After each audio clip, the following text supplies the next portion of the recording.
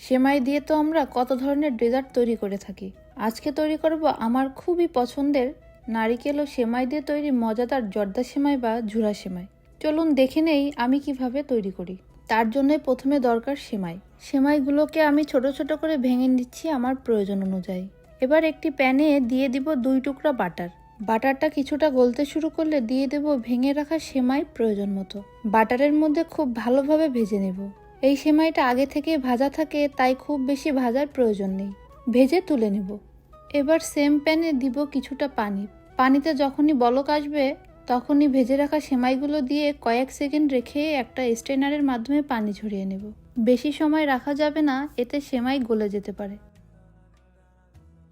এবার একটা প্যানে দিব ঘি, 3 টুকরা এলাচ, 1/3 কাপের মতো চিনি, 1/2 কাপ নারিকেল। আমি ড্রাই নারকেলটা দিয়েছি, ফ্রেশ নারকেলটা দিলে আরও বেশি মজা হয়। আর দিব সামান্য একটু লবণ।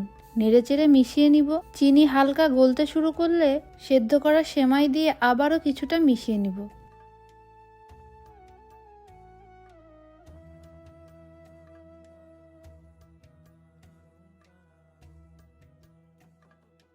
এবার দিব ঘন দুধ। 2 কাপ দুধকে ঘন করে 1/2 কাপ করে নিয়েছি। আর দিব অনেকগুলো কাঠবাদাম কুচি। আপনারা চাইলে কিশমিশ বা অন্যান্য বাদামও অ্যাড করতে পারেন।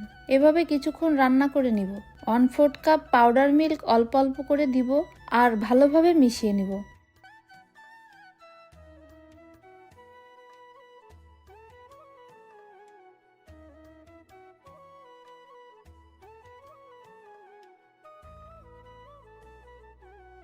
এ পর্যায়ে সেমাই রান্নাটা কমপ্লিট। চুলা থেকে নামানোর আগেই ওপর থেকে কিছুটা ঘি দিয়ে ভাজা ভাজা করে নামিয়ে নিব এবং একটা ছড়ানো প্লেটে ঢেলে ছড়িয়ে দিব।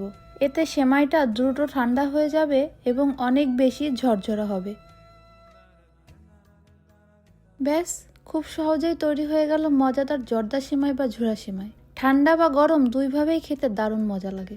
এই সেমাইটা সহজ কিছু উপকরণ দিয়ে খুব দ্রুত তৈরি করা যায়।